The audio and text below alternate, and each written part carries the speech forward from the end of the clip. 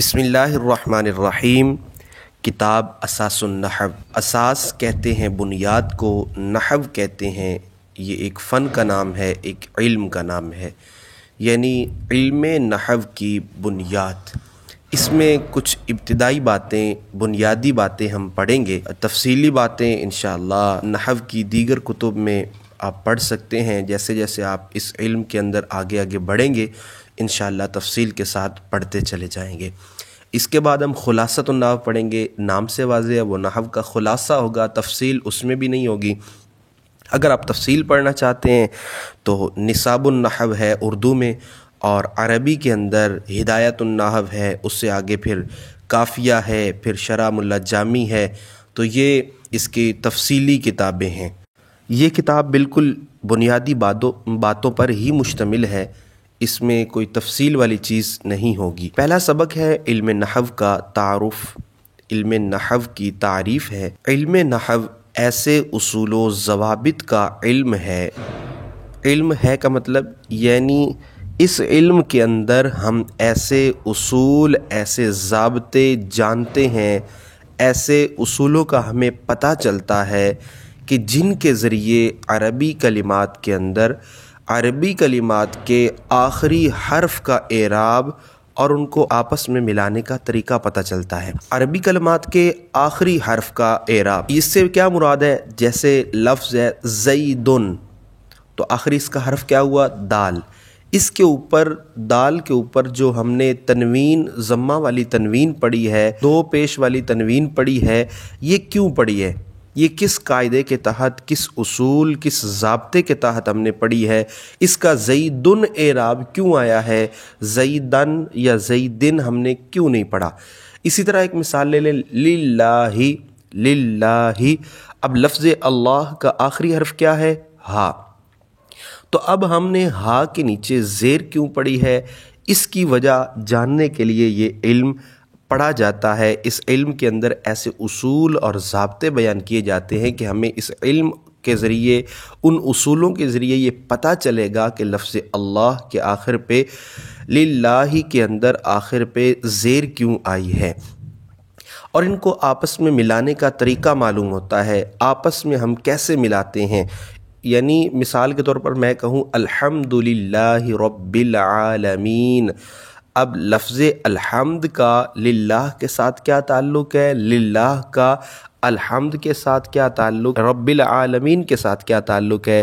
اسی طرح رب العالمین، عالمین کا رب کے ساتھ کیا تعلق ہے؟ رب کا، رب العالمین مکمل کا للہ کے ساتھ کیا تعلق ہے؟ اور اس پورے کا پچھلے کے ساتھ کیا تعلق ہے؟ آپس میں ملانے کے طریقے سے یہ مطلب مراد ہے۔ اب اس علم کا موضوع کیا ہے؟ یہ کس لیے بنایا گیا؟ اس کے اندر کس چیز پر بحث کی جاتی ہے؟ جیسے کہ میڈیکل ہے، اس کے اندر جسم بدنی کے متعلق، انسان کا جسم ہے اس کے متعلق سرچ کی جاتی ہے، تو اس کے اندر کس پر بحث کی جاتی ہے؟ کون سی چیز بنیاد ہوتی ہے؟ فرماتے ہیں موضوع۔ موضوع کا ویسے مطلب ہوتا ہے جس چیز کے لیے کسی چیز کو بنایا گیا ہے۔ علم نحو کا موضوع کلمہ اور کلام ہے۔ اس کے اندر کلمے پر بحث ہوتی ہے، کلام پر بحث ہوتی ہے۔ کلمہ ایک لفظ کو کہتے ہیں، کلمے کی تین قسمیں ہیں، اسم، فعل، حرف، اس کو کلمہ کہتے ہیں، اور جب دو یا دو سے زائد کلمات مل جائیں تو وہ کلام بن جاتا ہے۔ تو علم نحو کا موضوع کلمہ اور کلام ہے۔ اس کی غرض کیا ہے؟ اس کا مقصد کیا ہے؟ عربی زبان پڑھنے، لکھنے اور بولنے میں اعرابی غلطی سے بچنا۔ اگر یہ ہم علم پڑھ لیں گے تو عربی زبان پڑھنے کے اندر اعراب کی غلطی سے بچیں گے، لکھنے کے اندر، بولنے کے اندر اعرابی غلطی سے ہم محفوظ رہیں گے۔ جیسے اب اگر آپ کو اصولوں کا پتہ ہو تو آپ پڑھیں گے الحمدللہ رب العالمین۔ اگر اصولوں کا نہیں پتہ نا تو آپ یوں بھی پڑھ سکتے ہیں الحمدللہ رب العالمین۔ اب یہ دیکھیں اس میں ٹوٹل ہم نے غلط پڑھا ہے۔ اگر اصولوں کا پتہ ہوگا، چاہے عبارت کے اوپر زبر زیر پیش لگی ہو یا نہ لگی ہو، اگر لگی ہوئی بھی ہوگی نا، اگر وہ غلط لگی ہے، مثال کے طور پر زبر زیر لگا کے میں نے آپ کو دے دی، میں کہتا ہوں اس کو پڑھو، اگر اصولوں کا نہیں پتہ تو آپ نے تو پڑھ دینا ہے، آپ نے کہنا ٹھیک ہے لکھا ہوا ہے بس الحمدہ लिल्लाहु रब्बिल आलमीन, इस तरह भी पढ़ लें। आपने कहना ठीक है। अगर आपको उसूलों का पता होगा तो आप फ़ौरन बोल पड़ेंगे भाईजान ये आपने गलत लिखा है, ये दुरुस्त यूँ है, इसकी वजह ये है। आप दलील के साथ बात कर सकते हैं कि भाई इसका एराब ये होना चाहिए। जैसा कि एक बार मैंने कुरान करीम का एक नुस्खा देखा तो उसमें सूरह मुजादला 28वें पारे के अंदर जो मौजूद है उसके अंदर था क़द समिअल्लाहु क़ौलल्लती, यहाँ पे क़द समिअल्लाहु दुरुस्त है लेकिन उसके अंदर क़द समिअल्लाह लिखा हुआ था। अब ये कैसे पता चलता है? ये उसूलों का पता होगा तो ही पता चलेगा। अब कई बार ऐसा होता है कि हाफिज़ साहब तरावी पढ़ा रहे होते हैं या नमाज़ पढ़ा रहे होते हैं तो बंदा हाफिज़ ना भी होना, अगर इस इल्म का पता होगा, ये इस इल्म के उसूल सीखे होंगे, बंदा हाफिज़ ना भी हो तो उन उसूलों की बुनियाद पर आप हाफिज़ साहब की गलती निकाल सकते हैं। अगर वो गलत पढ़ रहे हैं तो उसकी वजह क्या होगी? अगर आप तवज्जो से सुन रहे हैं तो उसूल और ज़वाबित जो ज़ाब्ते हैं, कायदे हैं, आपके ज़हन में होंगे, साथ साथ चल रहे होंगे।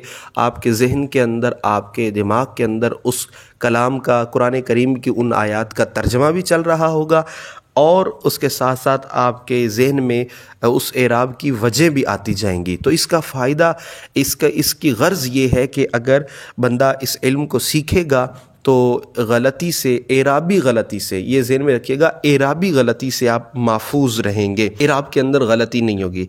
अगर सीख लेंगे तो इसका फ़ायदा क्या होगा? अरबी ज़बान को सही समझने की सलाहियत पैदा हो जाएगी। इंशाअल्लाह इसका बहुत तजर्बा है।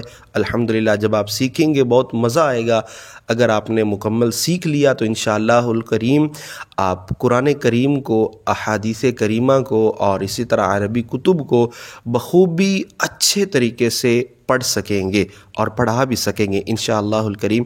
आज का हमारा सबक मुकम्मल हुआ। इंशाअल्लाहुल करीम अगले सबक के साथ फिर मिलेंगे। माअस्सलामति, इलल लिक़ा। अस्सलामु अलैकुम व रहमतुल्लाहि व बरकातुहू।